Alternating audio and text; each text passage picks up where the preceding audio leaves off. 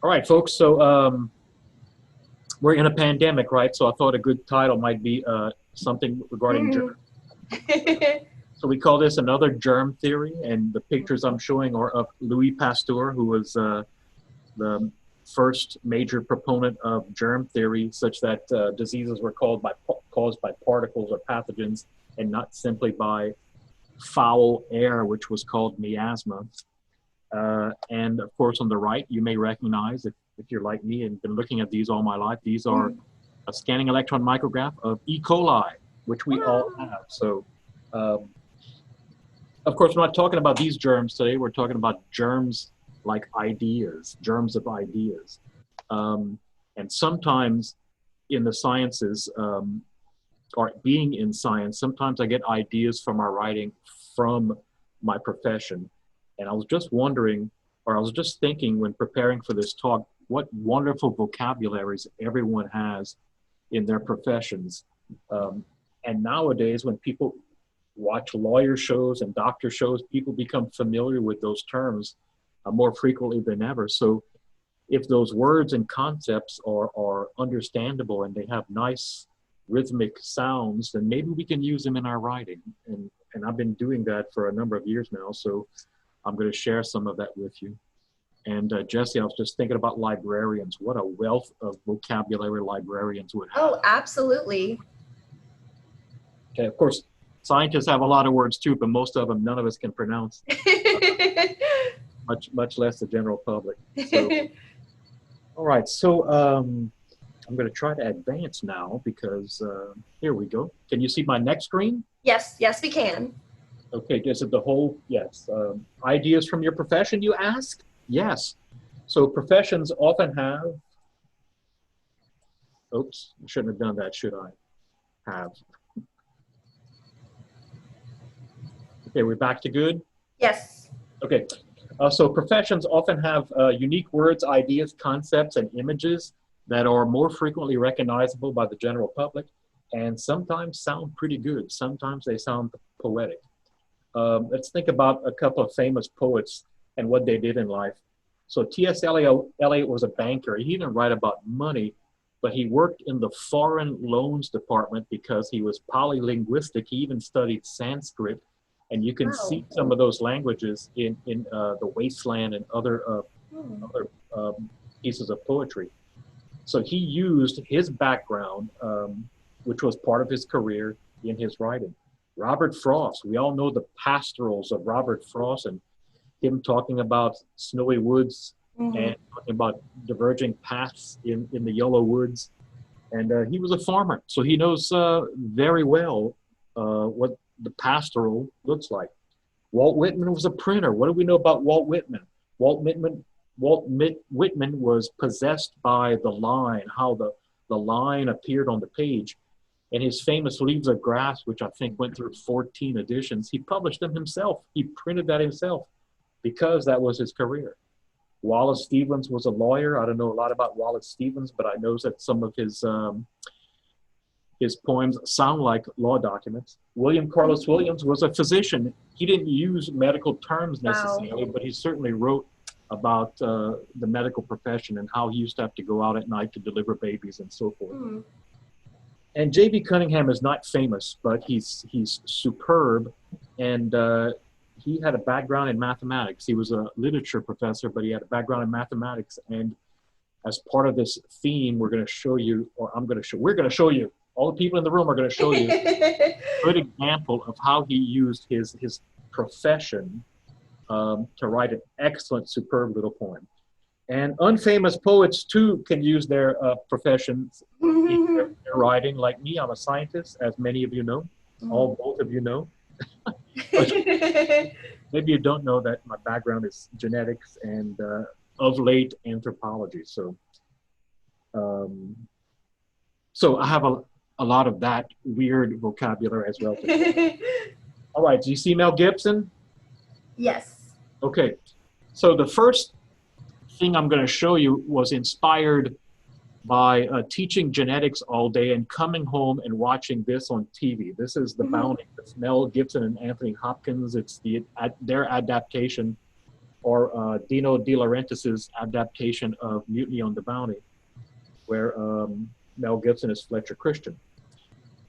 And I was watching this and I'm realizing, you know, Fletcher Christian and the other two mutineers that stayed on Pitcairn Island after sending Captain Bligh's ship away were British, right? So they must have been Anglican or some form of Christian. And his last name was Christian.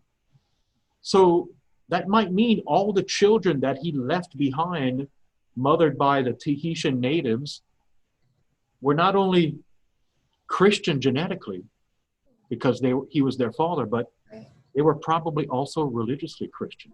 So I'm thinking, wow, how can I say that in a poem? So first I had to ascertain that they actually practiced religion, because the Tahitians may have had an indigenous religion. But it was actually missionaries that found them years later and converted everybody to 7-day Adventism. So they were legitimately Christian. Great. They were also genetically Christian. So I wrote this poem. From Pitcairn. Can you see it? Yes. Unfortunately, I got all my symbols on top of it. Tell all the visiting gods who mission our once uncharted scene, that here we are unchangeably Christian by conviction and by gene. Oh. So I succeeded here by getting a science word in poetry. I was so pleased with myself. Of course, gene, it rhymes with a million different things. It's a small word, it's easy to use, but nonetheless, I conveyed this idea. I was so pleased. I started out with the idea in my head and going through all the words I might use, and this was supposed to pop up after I wowed you with the poem. But nonetheless, I was thinking about using the word genetic, but what rhymes with that, right? Gene was easy, inherited. Of course, I wanted to use Christian with the double meaning, his last name, and therefore their genetic background, as well as the religion. I also wanted to illustrate the historical fact that they were guaranteed to be Christian because of the visiting missionaries. And I wanted to really explain a sense of place, because once again, this was going to be a very small poem and I needed to put some geography into it. So the title helped that out. But also not being explicit with the idea of sea, island, or Pitcairn outside the title, I used the term uncharted, because part of the story is that they chose Pitcairn because they knew it was there, but it wasn't on the maps. So it was an uncharted scene, right? So I have uncharted and Pitcairn referring to this sea. I have my scientific term. I have these other terms which evoke nothing but religion, Christian, mission, which I use as a verb, which is ironic, which is interesting, and gods. And I use the term visiting gods for the missionaries because there's a famous painting by Titian, of whom another famous poet named T. Sturge Moore wrote of the Greek gods in the painting that they were visiting. They were visiting this bacchanalia. So I use that term, visiting gods. The idea here is not only that I use a scientific term, but I kind of made the poem more structurally and mindfully strong by associating common terms with a common theme. So here we have uncharted and Pitcairn referring to out in the ocean. And I have gods, mission, and Christian hammering home the fact that they were Christian by religion, okay? We call such associations association, but what you should really look to do, especially in short writing, is to employ what we call controlled association. So controlled association is use of closely selected words, concepts, and ideas. And they do a couple of things. They make your writing much more memorable, and they keep your metaphors in check. So once again, we all write, whether we want to or not, sometimes in figurative language. And if we keep pulling our figurativeness from a variety of sources, it just becomes messy writing. And I'll show you an example of that. But if your association is controlled, then all your metaphors are in check. Your writing becomes memorable, meaningful. Your ideas are often grounded in reality and therefore familiarity. And it's particularly useful in short writings. the associations can be within the poem or within the writing, or sometimes they can be referred to the title, which we call an external association, or they can be referred to a television show or an image, and those are also types of external associations. So the idea then is to control the image, to control the figurativeness, and to make the writing more memorable and meaningful and grounded in reality by controlled association. So a little quick trick. We don't need to use it all the time, but it's something that might be useful for folks. Sunday morning, I was watching CBS Sunday Morning, and a couple of examples for this concept, for this talk popped up. And one of them was a saying in life that they were, the world should be cognizant and wary of rumors during the war, because they were just that. They were rumors, and they created fear, and we're supposed to have nothing to fear but fear itself, right? So we shouldn't be fearing fear. So this saying was popped up on the screen, on the television screen. Of all the virus that attack the vulnerable nerve tissues of a nation at war, rumor is the most malignant. Hey, I'm talking about such a thing on Thursday. That's great. So we associate virus. By the way, they're using virus in the collective sense right here, of all the viruses that attack. So virus, nerve tissue, and malignant. We often use malignant in terms of cancer, but malignant means anything that spreads, right?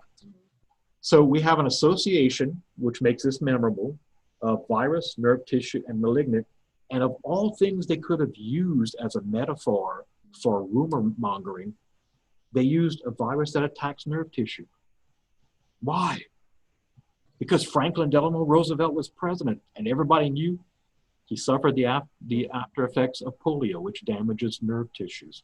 So there's even an external association with this internally associated saying with Franklin Delano Roosevelt, making it much more memorable and much more meaningful. Does that make sense? In the same show, this guy, I forget his name, was talking about the election outcome and false information, which is still going on. He used controlled association in one sentence, and I'm thinking, wow, one show I'm writing, I got 2 ideas for Thursday. We are dry tinder for a rumored brush fire, and there's a lot of people playing with matches. So we have matches, fire, and tinder, which are associated, and then we associate externally with this image on the screen of the burning match. So that was a very meaningful, memorable, and grounded in reality saying. So I hope it hit home. So once again, we have some careful writers that are focusing on making memorable statements, and they're using this controlled association in their writing. I love this one. This is supposed to pop up in a series, so I apologize because I can't seem to make the current slide work. Anyway, this is from the unfortunately named Caucasian newspaper from Shreveport. This is the Shreveport Caucasian. Can you see that? Mm-hmm. Anyway, the Caucasian and other papers used to talk about horses, and this particular story tells you how to warm up your horse so it can go to work in the spring after its muscles have deteriorated in the barn over winter. And one of the things it says is, with a late spring and weak horses, it behooves everyone using horses to be as careful with them as possible. And I'm thinking, they use horses and behooves, which has the root word of hoof, in the same sentence? That's incredible. That's hilarious. That's the best little part of controlled association I ever read, and it's from the 19th century, right? So, and I've actually seen this twice. I lost the first newspaper clipping where I saw it. So I'm beginning to wonder if people are doing it on purpose as a little sneaky joke inside. Nonetheless, an example of controlled association. I love this one. Here's an example of something that's not associated. And I'll tell you why this is okay, but it's sort of the antithesis of what we're trying to get across. This is the final scene of Death of a Salesman. Willie Loman is dead, and one of the characters in the play says of the funeral, "Oh, this is supposed to float out in the animation, so I'll get rid of it. For a salesman, there's no rock bottom to life. He don't put a bolt to a nut. He don't tell you the law or give you medicine. He's a man way out there in the blue, riding on a smile and a shoe shine. And when they start not smiling back, that's an earthquake. A salesman's got the dream, boy. It comes with the territory. So let's see what sort of figurativeness are in this small piece of writing. Hitting rock bottom, a bolt to a nut. Now, bolt and a nut are associated, so that's a good image. Law, medicine, that's 4 different images. The blue, out in the blue, that's 5. A smile and a shoe shine is a cliche, but it really should be a shoe shine and a smile, so the speaker got it reversed. And then an earthquake. So that's 5 or 6 different figurative images, none of which, except bolt and nut, kind of relate to one another. So this is an example of uncontrolled association.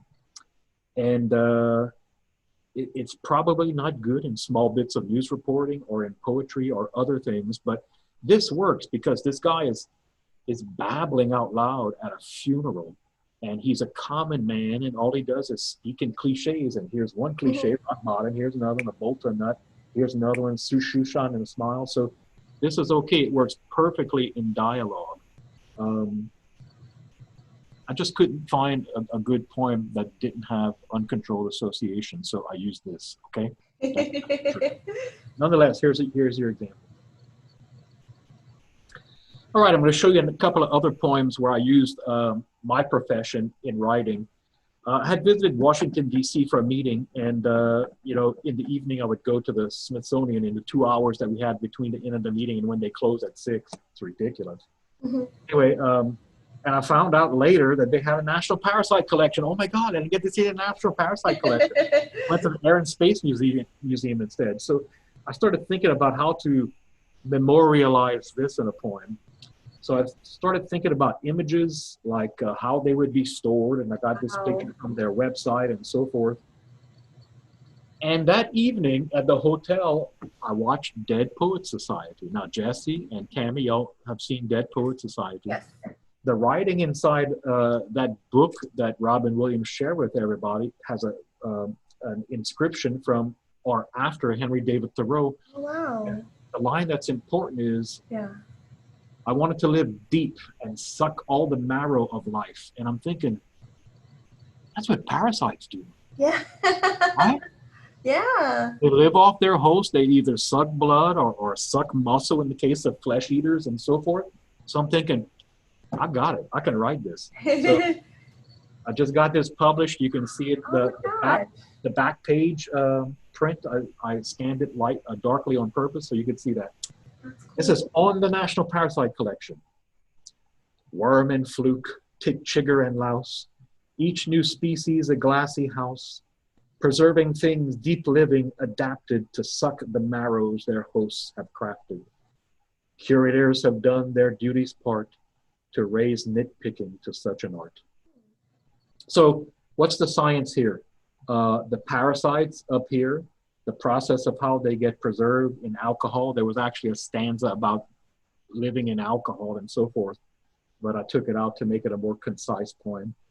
And here we talk about how parasites live, which is an allusion to Thoreau. And nitpicking is a cliche, right? So yeah. I used a cliche in at the end to make it kind of funny. So there you go. It just got published in a magazine called The Chronicle. All right, so that's some science. This is not science, but this is a good example, especially for Jesse, of controlled association, using terminology in a specific discipline. So one day I was trying to buy this James Joyce, but I kind of wanted an old edition because I like old editions. So I looked this up on Amazon and I was looking through the descriptions of all the old editions, and in antique stores or auction houses, they have to say every little detail of what's wrong with a book. And they all have all kind of interesting words to describe those things. I also remembered when I was looking for a portrait of the artist as a young man that Dylan Thomas wrote, portrait of the artist as a young dog. So I'm thinking, wow, maybe I can write portrait of the artist as something else. So while I was looking for one of these books, and I don't have the exact description because I lost it, but nonetheless, I remember it. Some of the descriptions were of this book I was looking for, which was the James Joyce. It has gilded titles. It has a dust jacket. It has a cloth cover, but the spine is slightly cracked. Some pages are unbound. There's moderate foxing of the edges, and foxing means discoloration. Mildly rubbed, meaning it's scuffed. Browning of pages, but you could read from it. The pages were clear, so they called it a clean reader. So I had portraits of the artist. I had all this new vocabulary like foxing, clean reader, rubbed, gilded, dust jacketed, spine cracked, and so forth. So I wrote this, all a controlled association. Portrait of the artist as a rare book. Interesting. Gilded pages, slightly hedged, spine cracked and unbound, moderate foxing at the edge, pages evenly browned, dust jacketed, cloth dark shaded, but a clean, good reader, mildly rubbed, unworn, unfaded, words withstanding disclaimer. So I used all these new terms I learned in the poem. They're all controlled association because they all relate to one another in the context of being a rare book. And at the end, it's the words that withstand all the problems with the book, and the words are unfaded. So hopefully as artists and as writers, we're gonna realize that in life, that it's our words that count, and they'll be withstanding any disclaimer of our life. So, oh, I'm pontificating. I just wrote this as a joke, but nonetheless, it's got some meaning maybe. All right, this next poem just got published too. It's an epitaph for Ray Bradbury. Epitaphs are the things that are engraved on tombstones. And Ray Bradbury died unexpectedly, well, at age 91, I guess, unexpectedly in 2012. Mm-hmm. Ray Bradbury was enamored. He was a science fiction writer as why am I saying this? I know you guys know. He was enamored with Mars. He wrote the Martian Chronicles, which are pretty famous, but he also wrote a short novel or short story, kind of in between actually, called Mars is Heaven. And he always told the story that when he was dreaming as a child, he used to dream of playing on Mars, just playing in the red dirt. So I imagined what we could engrave on his tombstone, and it's full of allusions from his life, and they're controlled. They all relate to one another. They all relate to his life. So this is what I came up with. It's also very brief because, once again, it's something you engrave on a tombstone. It's 4 lines, 4 syllables each. So I call this form a 4x4, just like a piece of lumber. Mm. This is for Ray Bradbury, an epitaph. Space is hushed, just a child's laughter from the red crust of the after. So space and the red crust of Mars, of course, are associated because that's a lot of his writing. So there's a 3-way association here: space, crust, and him. Child's laughter from that story he always told of playing on Mars and jumping around in the red dirt. It's also kind of associated being a child and the afterlife. And of course, I condensed afterlife into the after, which the editors of this journal really liked. So I like it too. Anyway, so that's not quite science, it's science fiction, but nonetheless, everything is associated. Okay, now we're gonna get out of the idea of just maybe thinking about words and more thinking about concepts. So a couple of years ago, papers came out with the human genome. Well, from the bones of Neanderthal fossils, scientists were able to piece together the sequence of DNA from of their genome and compared it to the genome of modern humans. And as it turns out, some of the variations we see in Neanderthals are also seen in modern humans. In fact, some of those traits give us, some of those gene variations give us modern day traits.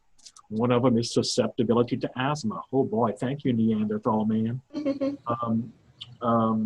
And I can't remember the other major ones at this point, but nonetheless, in you and I, and Tammy, in all of our genomes, there's at least 4% Neanderthal gene. Okay, how did this happen? Because we're not Neanderthal, right? So there's this hypothetical intermingling way back when, maybe 60,000, 70,000 years ago, where modern humans, illustrated by, this is a creepy photograph, I know, illustrated by this woman and this Neanderthal. This is from a PBS special. And they showed the woman and the Neanderthal rubbing noses in a cave. And I'm thinking, this is PBS, I got to change the channel. I can't watch this anymore.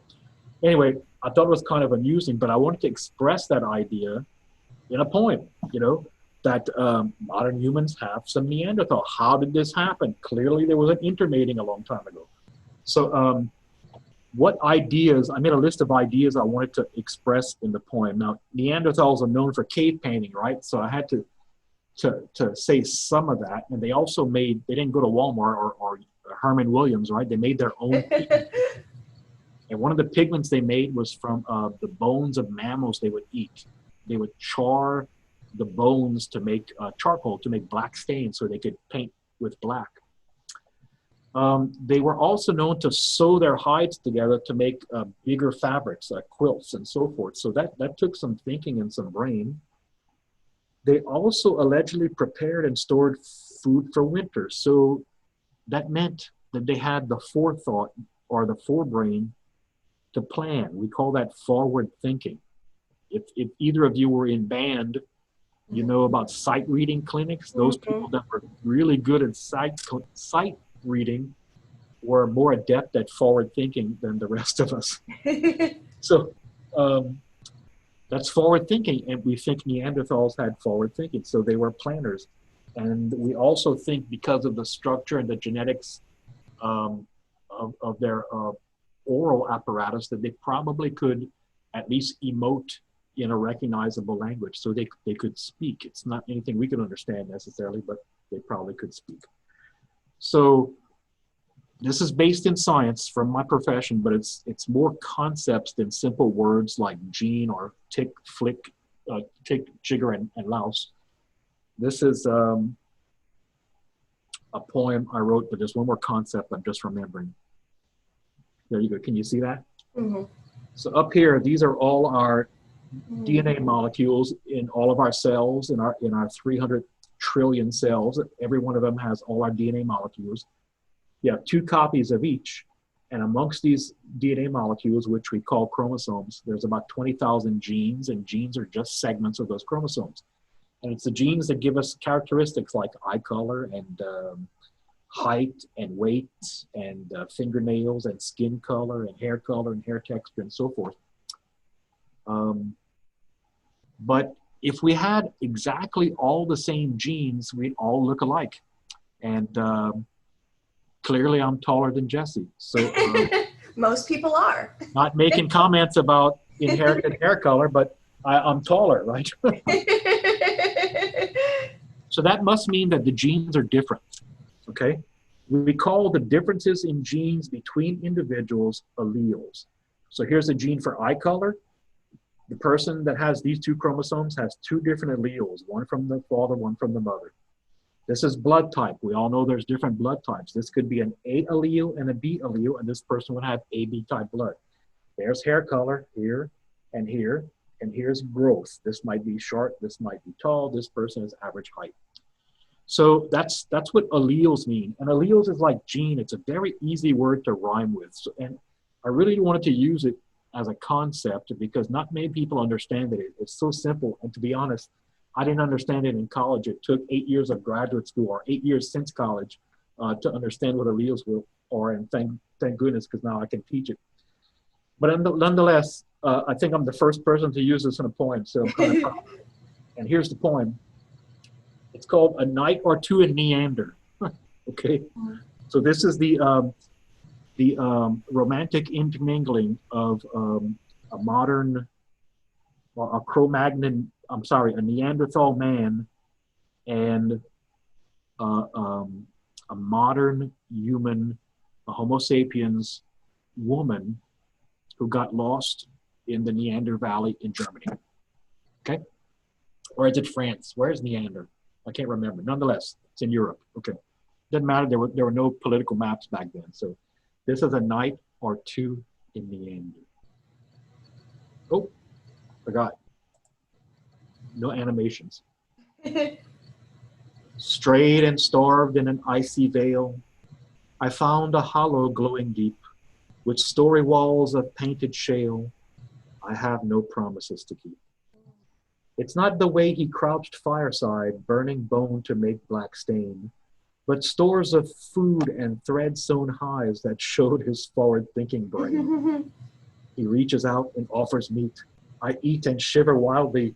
He brings warm pelts. And did he speak?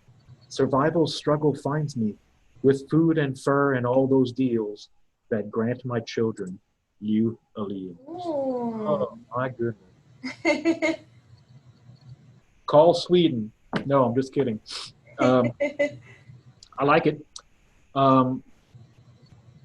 It's got all the what we understand anthropologically of Neanderthals. It's got my genetics here.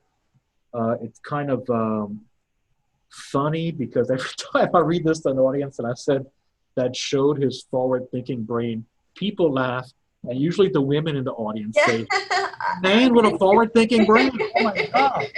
Right? So it's so consistently, Jesse. It always elicits a laugh. I like it. I love it. And it pertains to Darwinian evolution, so survival of the fittest and so forth. So that's an example of using the profession beyond the words and short phrases in more of the concepts. So once again, it's the profession that gave me the language to do that. A couple of more examples. This is J.V. Cunningham. I told you about J.V. Cunningham. He was a literature professor, but he also had a background in mathematics. And there's this function in mathematics called a limit. And limits are calculations of trends that go from one point to another. And sometimes when you want to forecast something like an election, you forecast to infinity. So a limit can go from any point to infinity. And sometimes they can go from 0 to infinity.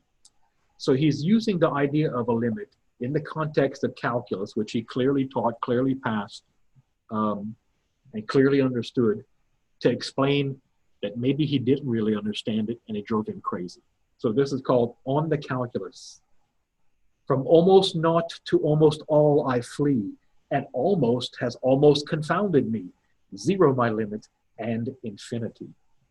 So 0 the limit to infinity, that's associated with the real function. Almost, because when you go to infinity, the trend never quite reaches the x-axis. It always gets as close as imaginarily possible. So you can almost get a definitive answer, but you can't. So it's has almost confounded me. And from naught to almost he flees. So once again, from naught to almost. So he's using the terms of calculus as a poem, and it's really clever. And I don't think anybody's come close to using calculus in a poem like this. And it's probably because he did it so well that nobody has tried. Certainly not me.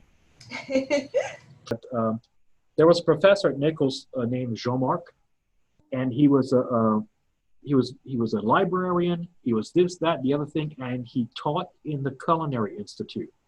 So he was a chef. He had an incredible background, and with that diversity of background, he had a lot of vocabularies to write poems from. So he was also a poet. I don't have this book anymore. I look for it on my shelves and at home. But he wrote a book called Appetite. And some of the poems, of course, there's multiple appetites. That's why they have this picture up here. But he wrote many of his poems about food. And it's incredible how he naturally used the terminology of food and of cooking in his poetic lines. And I wish I had an example. There's no examples on the internet. So all I can do is show you the fact that this exists and kind of recommend it. So that's another example of using the profession to inform your poetry. Okay, so this is part of my conclusion.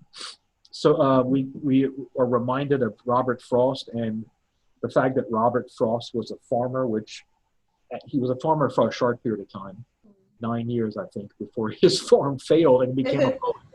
Luckily, poetry made money for him. and how his profession as a farmer informed some of his poetry. So, a famous line from this poem: two roads diverged in the wood, and I chose the one less traveled by. So I wanted to leave the audience, both of you, with this this thought. He chose the path less traveled by, but the fact is, he chose a path. He chose a single path, which means that all of his images were controlled. So he had controlled associations because that's the path he followed. So that makes all the difference, and that has made all the difference. So in summary, ideas from your profession make good subjects and offer unique vocabulary, concepts, and ideas. Sometimes it's useful to make a word and concept lists and map out usage. So I don't do this often, and part of the problem with a workshop like this or a talk is that somebody tries to teach you mechanics, and I don't use these mechanics all the time. In fact, sometimes I write these tiny points in my head before writing them down, but nonetheless, if this can help you, this is a good idea. I did write down ideas for the Neander poem and for the Fletcher Christian poem. So I gotta admit, I do use this sometimes, but not often. So once again, I don't want to ruin you as an artist by showing you some mechanics that you may not use. Nonetheless, you decide if it's useful or not. And remember to control your associations, especially in brief pieces. All right. So that's enough of the didactics. I had an exercise if either of you want to participate.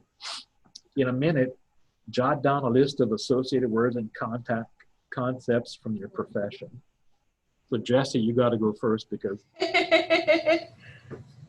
Tammy, I don't know what you're doing these days, but in a library, there's got to be like a million words that you can possibly use, like stacks and shelves and oh yes, sections and glue and library tape and yeah, interlibrary loan and yeah. There's a wealth of, I mean, so much.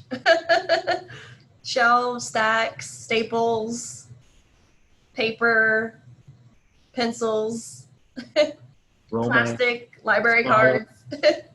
Archives. Yeah. Yeah, archives, microfilm.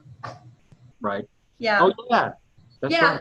Right. Well, and the ever eminently rhymable microfiche. Right? Microfiche. Is that how most people pronounce it? It is French, right? How do y'all say it? Microfilm? Oh, so microfilm is a roll. What about the sheets of micro? Oh, that I don't know. Okay, so I think people call that microfiche. It's spelled, interesting. Spelled fish, F-I-C-H-E, but I think it's pronounced fiche. That would be interesting to. If you find me a rhyme with fiche, I'll write something. Yeah. Fiche is like orange. There's no rhyme for it. So yeah, that would be interesting to play around with, though. Oh yeah. Yeah. Tammy says this was very interesting. It's making me think. Thank you. And I agree. And that's something that I did want to mention is that I think this was very interesting, no matter what type of writing or what type of profession you're in. Because as I'm thinking about this, I'm more of a fiction writer. Like that's more of like, I mean, I do like poetry. It's just by nature. That's not really what I gravitate toward. But pre-COVID, I was actually hosting a workshop here at the library on a monthly basis. And I would often share things with, and primarily it was fiction writing, but a lot of, but we did a few poets, a few, nonfiction authors. And I know, Tammy, you were actually working on a children's book for a little while. So I feel like it's all relative. And I feel like...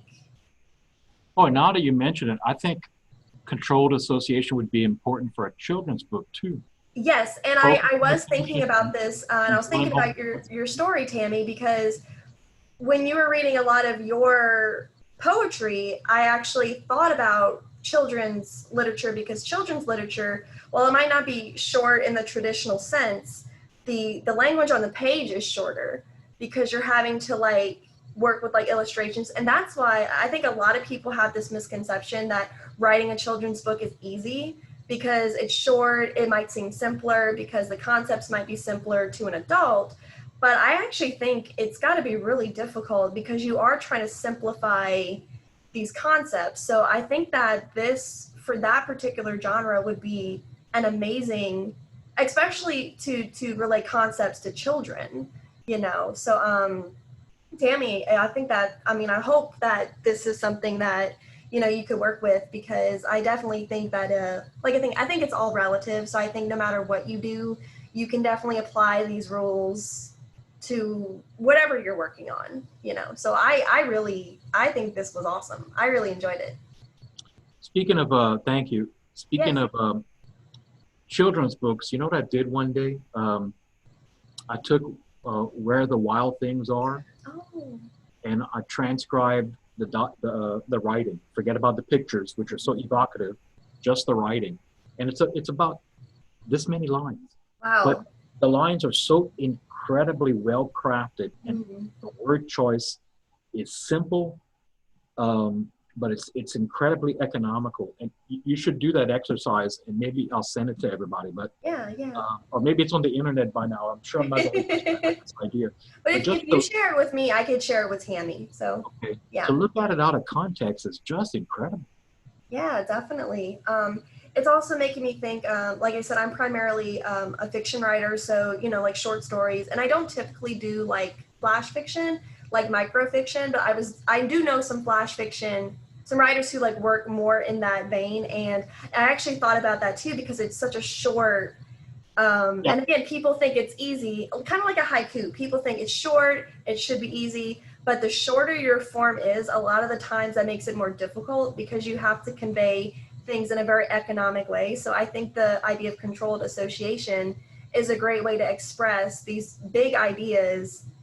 And another thing I thought was really cool is when you used part of your language in the title of the really short one at the beginning for the bounty, because that's another great way of being economical, is like starting it from the title. yes, Yes, absolutely. yes, and like You getting get your that words extra in. line out there. Yeah, yeah, yeah. So I think that's such a cool, just things that I don't tend to think about when I'm writing. It's just a good reminder to work with everything that you have, you know. So You very know, cool. when we write scientific papers, you begin the paper with an executive summary of everything that follows. Mm-hmm. We call it an abstract, but it's the same thing. Everything has to be controlled. Everything has to be meaningful. You only got 200 or 250 words, and you can't add extra words. And you got to be real. You got to be grounded in reality, and you have to state the facts. So that, as a short art form, is incredibly difficult as well. Yeah. I really like the idea of making lists of the words, or at least the images that you're trying to work with. It reminds me, on Tuesday, Marty Dumas had actually given a talk on outlining your novel. And one of the methods was the Snowflake Method, where you take a one sentence synopsis of your novel, or at least your idea of the novel. And I never heard of that before, but to me, it was really kind of brilliant, because you're taking this large concept and you're working within kind of like a list, like you're giving yourself a base idea for it, and it's like a great jumping off point for these bigger ideas. So I think that's really interesting. Jack Bedell, when he spoke at the Jambalaya conference maybe 5 years ago, Yeah. talked about mapping out his poems as well. And he was showing us on a slide of how he does it. So I was writing down these notes, and I lost track of what he was saying, because I was more interested in drawing a map and conceiving how these Yeah. things would happen than really writing the poem. So Yeah. I was a little bit too visual that day. I think. Yeah, and if and Tammy, if you're anything like me, it's a really great reminder, because I'm definitely like I'm not really the outlining type. I'm not I guess I'm more like chaotically organized. I'm organized in my own way, but I'm kind of like all over the place with my ideas. So I don't tend to like make lists or like put things together in that way, but it's definitely making me think like that's something I should try if my brain lets me, because it doesn't always. Well, that's one of those things that don't want to ruin an artist by showing them mechanics. Well, yeah, yeah, Just but I also think that it's a good thing to try if you're stuck. you know, and if it doesn't work for you, it doesn't work for you, but it's definitely something I would like to try to see if it works for me. To see if I can do it, right? Yes, but I'm not And going also, to just think make about myself do it. an editor is probably going to be trying to follow a storyline. So if you can help him or her out by actually mapping out your story, that might be beneficial to you in the long run. Yeah. Just an idea. Yeah. You know, I talk about these mechanics and making a word list, but when you come down to it, that word list does more to just make you think, to supply you words, because you know, I can write the thing and forget about that little scroll and all that list, right? At least and that's something Marty had mentioned too, is that there's no like hard and fast rule for everybody. It's about figuring out what works for you. So I think giving these ideas is great, even if it doesn't work for you. That's kind of how you learn what works for you, is by trying things that may or may not work, you know. So yeah, I definitely want to try that. Yeah, I really appreciate you, Dr. Duce, for coming out. I think this was absolutely, Cassie. You know, I'm a big supporter of jambalaya and anything you want to do. So just give me a call next time. Absolutely. Very informative, very insightful. And Tammy, thank you so much for tuning in again. I'm glad you got something out of it. Hopefully I'll see you next time, and hopefully you'll have some more writing for me to look over. That would be fun. So yeah, I guess we'll log off and we'll talk soon.